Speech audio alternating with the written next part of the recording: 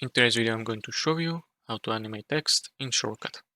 Select your clip and navigate to Filters. Click on the plus icon and type text to add text layer.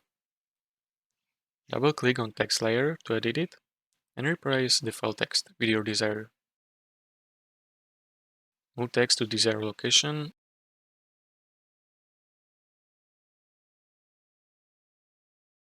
Go to Keyframe section. Move playhead to the point where you want the animation to start. Click on stopwatch icon to create keyframe from text position. Move playhead to the point where you want the animation to end.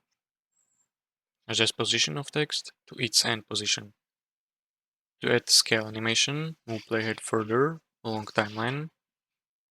Adjust scale of text to create desired effect, such as scaling up as it moves.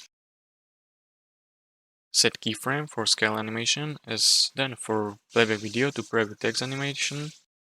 You can fine-tune keyframes and adjustment as needed to achieve desired animation effect.